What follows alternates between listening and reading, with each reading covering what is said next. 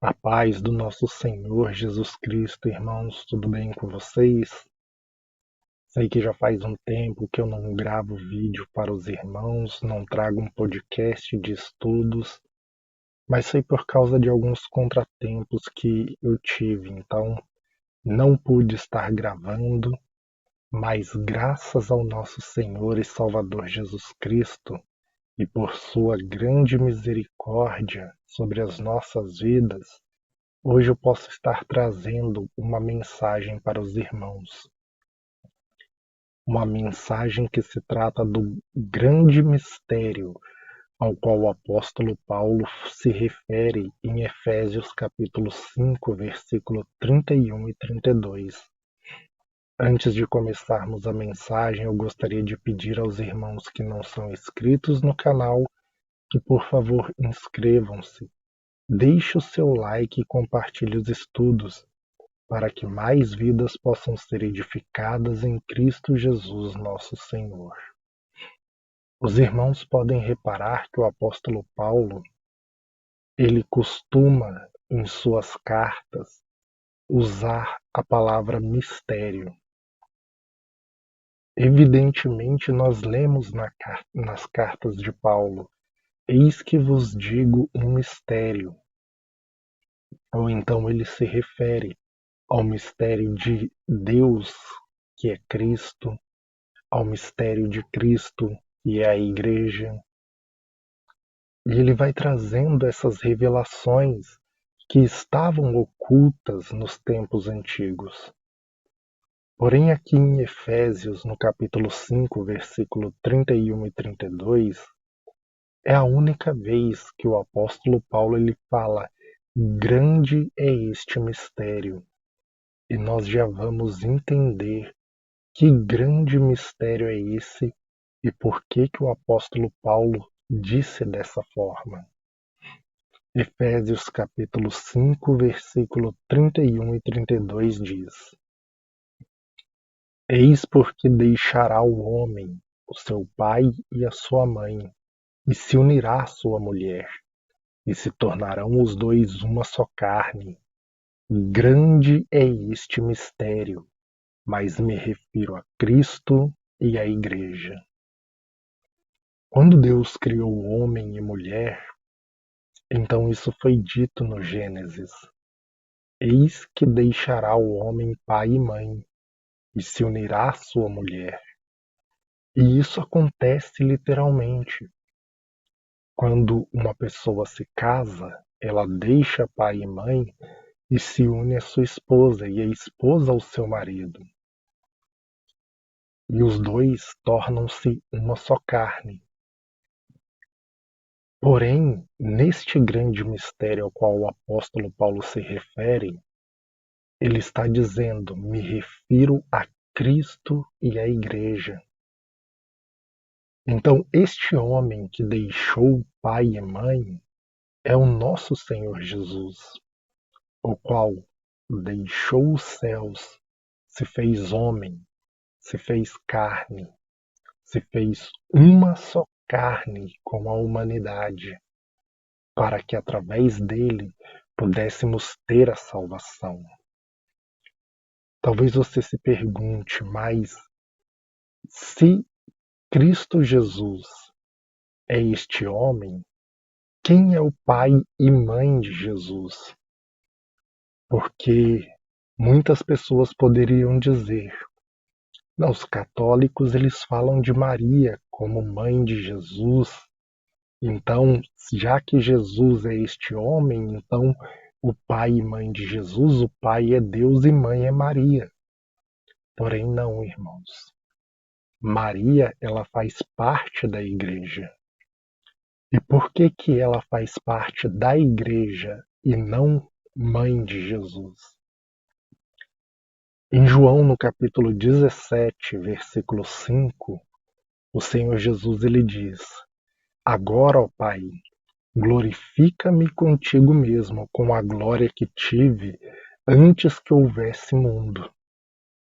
Se Maria fosse a mãe de Jesus, então o Senhor Jesus ele não poderia existir antes que houvesse mundo. A sua existência teria que ser depois de Maria e não antes que houvesse a criação do mundo, antes que houvesse a criação do homem. Então nisso nós já vemos que Maria ela entra também como igreja. Muitas pessoas veem o cântico de Maria, os católicos mesmo veem o cântico de Maria e não entendem que ali se refere a coisas para a igreja. Maria ela deve ser respeitada, mas ela não deve ser adorada. Nós não devemos dirigir orações a ela, nem pedir que ela interceda por nós, porque o nosso intercessor é o Senhor Jesus Cristo. E quando diz que o Espírito Santo também intercede por nós com gemidos inexprimíveis, está se referindo a alguém que não tem palavras para expressar. E o Espírito Santo, ele é o Espírito de Deus. Acaso você acha que o Espírito Santo não teria palavras para se expressar diante do Pai? Ali está falando da igreja, quando os irmãos aprendem o que é o verdadeiro amor um pelos outros e começam a interceder uns pelos outros. Quando existe de fato uma união no corpo de Cristo, aonde as pessoas não olham somente para si mesmo, somente para o seu próprio ventre e para suas próprias necessidades, mas começam a olhar uns para as necessidades dos outros e interceder pelos outros. Nós é quem não sabemos orar como convém. Nós é que muitas vezes não temos palavras para nos expressar diante de Deus. Mas o Espírito de Deus, ele conhece a mente de Deus. E isso é dito pelo apóstolo Paulo em 1 Coríntios, no capítulo 2, quando ele diz que quem conhece a mente do homem, senão o espírito do homem que nele habita? Assim também, quem conhece a mente de Deus, senão o Espírito de Deus? Então veja que o Espírito de Deus, o Espírito Santo, ele conhece a mente de Deus. Então ele teria sim palavras para se expressar diante do Pai. Ele não faria uma oração com gemidos inexprimíveis. Então entendem, irmãos, que ali isso se cumpre na igreja, um intercedendo pelo outro com todo o coração, com toda a fé, com todo o fervor. Então, Maria, ela faz parte da igreja. E isso fica evidente no que o Senhor Jesus disse. Mas então, quem que é o pai e mãe de Jesus? O pai e mãe do Senhor Jesus é Deus. Deus, ele é espírito, ele não é homem nem mulher, mas ele se apresenta tanto na figura do pai como na figura da mãe. E a figura da mãe, ele representa ela na figura do Espírito Santo. Porque veja o que é dito pelo profeta Isaías, no capítulo 66, versículo 13. Como alguém a quem sua mãe consola, assim eu vos consolarei, e em Jerusalém vós sereis consolados. Então veja, Deus ele está dizendo ao seu povo, como alguém que é consolado por sua mãe, eu vos consolarei. Então, ele se coloca na figura da mãe como consolador. E nós recebemos como consolador o Espírito Santo, que veio da parte de Deus para nós. Então, Deus ele se apresenta na figura da mãe, Porque a mãe tem essa figura de consolar, de confortar o filho nas suas dificuldades. O pai já tem mais a figura da repreensão e da disciplina. Veja o que diz Provérbios capítulo 3, versículo 12. Porque o Senhor repreende a quem ama, assim como o pai ao filho a quem quer bem. Então veja que Deus ele se apresenta tanto na figura paterna quanto na figura materna.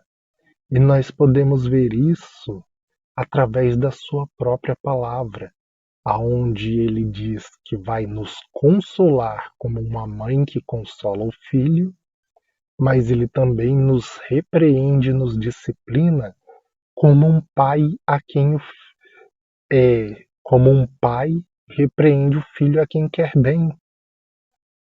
Veja também o que Salomão vai dizer em Provérbios no capítulo 4. Vamos ler do versículo 1 ao 4. Ouve, filhos, a instrução do pai, e estais atento para conhecerdes o entendimento, porque vos dou boa doutrina. Não deixeis o meu ensino. Quando eu era filho, em companhia de meu pai, tenro e único diante da minha mãe, então ele me ensinava e me dizia: retenha o teu coração as minhas palavras, e guarda os meus mandamentos e vive. Aqui você pode pensar, não, Salomão ele estava falando de si mesmo. Mas Salomão não estava falando de si mesmo, porque Salomão ele não foi filho único. Quando ele nasceu, Davi já tinha outros filhos. Inclusive, quando Salomão foi escolhido para ser o novo rei, Joabe reuniu o exército para ungir como rei Adonias, que era o filho mais velho. Porque Amnon, que era o filho primogênito de Davi, foi morto por Absalão. Absalão foi morto por Joabe por causa daqueles consequência do pecado de Davi. Eles se entregaram também ao pecado, se entregaram de modo que um se virou contra o outro. E aí nós vimos tudo aquilo que aconteceu na casa de Davi. Depois nasce Salomão, mas já tinha Adonias como filho, já tinha outros filhos na casa de Davi. Então Salomão ele não nasceu como filho único. Ele não nasceu como filho único para que essas palavras se referissem a ele, mas sim aqui o Espírito de Cristo estava falando através da boca de Salomão. Porque o Senhor Jesus, ele sempre existiu na companhia do Pai, antes que houvesse mundo. Então, como o Pai, como Deus, ele é Pai e Mãe do Senhor Jesus, e ele aparece nas duas figuras do Pai e da Mãe, sendo representado pelo seu Espírito, assim também o Senhor Jesus disse essas palavras através da boca de Salomão. Então, irmãos, vejam que esse é um grande mistério ao qual o apóstolo Paulo estava trazendo para a igreja. Porque, ao explicar esse grande mistério, Paulo ele traz à tona coisas da criação, o projeto de Deus para a nossa salvação.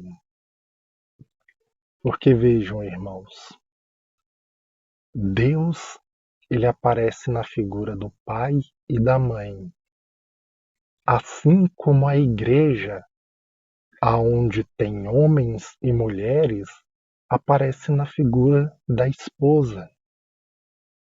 Então, o que o Senhor ele estava mostrando com isso? O projeto de Deus é fazer com que o seu povo seja unido como um só corpo através do seu Filho.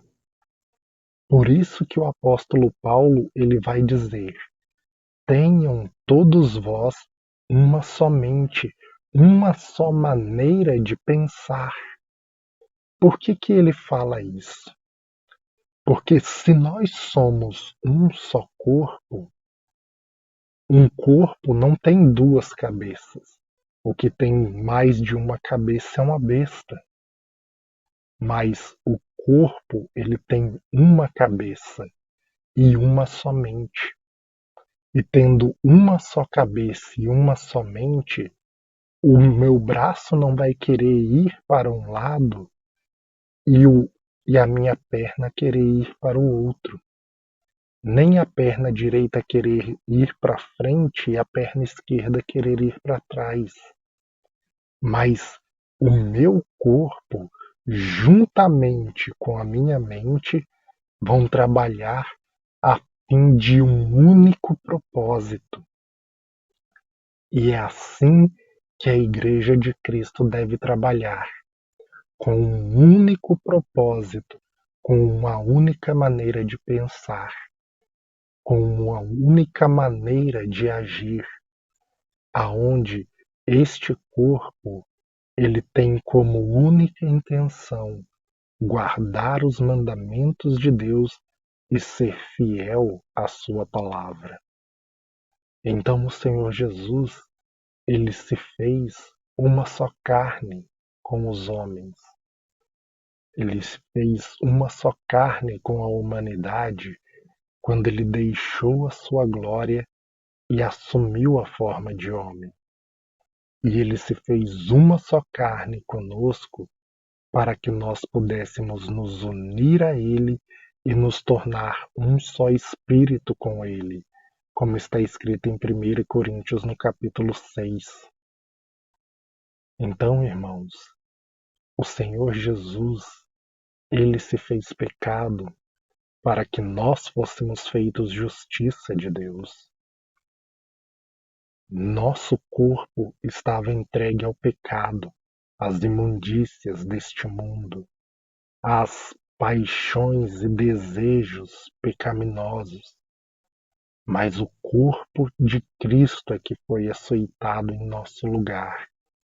E o sangue dele que escorria pelo corpo purificava a mente de todo aquele que viesse a crer nele para a salvação. Nossas obras eram más, porém cravos foram postos em suas mãos, e ele sofreu no nosso lugar, e o sangue que escorria em suas mãos purificava as nossas obras de todo pecado. Nós caminhávamos por caminhos tortuosos, injustos, mas ele teve cravo em seus pés. E quando o sangue escorria por seus pés, nossos caminhos eram lavados pelo seu sangue purificado. Nossos pensamentos eram maus e impuros. Porém, ele foi quem recebeu uma coroa de espinhos na cabeça.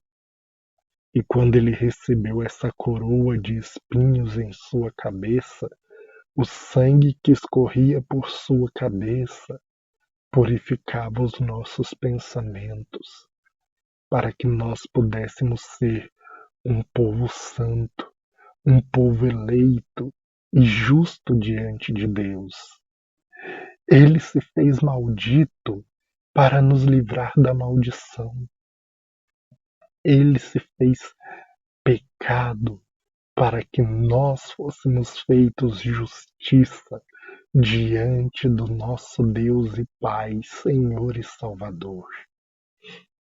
Deus deu prova do seu amor para conosco pelo fato que Cristo Jesus morreu por nós, sendo nós ainda pecadores. Não foi por causa do que fizemos, não foi por causa de provas que demos para Ele, mas Ele nos amou e demonstrou, provou o seu amor para conosco. E agora o mínimo que nós podemos fazer é provar o nosso amor para com Ele, sendo fiel à Sua palavra e guardando os seus mandamentos. Então, irmãos, grande é este mistério, mas o Filho de Deus se fez uma só carne com a humanidade, para que todo aquele que nele crê torne-se um só espírito com ele e faça parte de um reino de reis e sacerdotes e receba um grande galardão, a qual olhos não viram, nem ouvidos ouviram, nem jamais penetrou em coração humano as coisas que Deus preparou para aqueles que o amam, para aqueles que guardam os seus mandamentos e são fiéis à sua palavra. Guarde isso no seu coração e seja fiel a Deus. Que Deus abençoe a todos os irmãos. Esta era a mensagem de hoje. Compartilhe esse podcast para que mais pessoas possam ser tocadas pelo poder de Deus. Se você não é inscrito no canal, por favor, inscreva-se. Deixe o seu like, isso vai nos ajudar muito a estar crescendo cada vez mais o canal e alcançando cada vez mais pessoas para a glória do nome de Jesus. Deus abençoe a todos e fiquem todos na paz do Senhor e Salvador Jesus Cristo. Amém.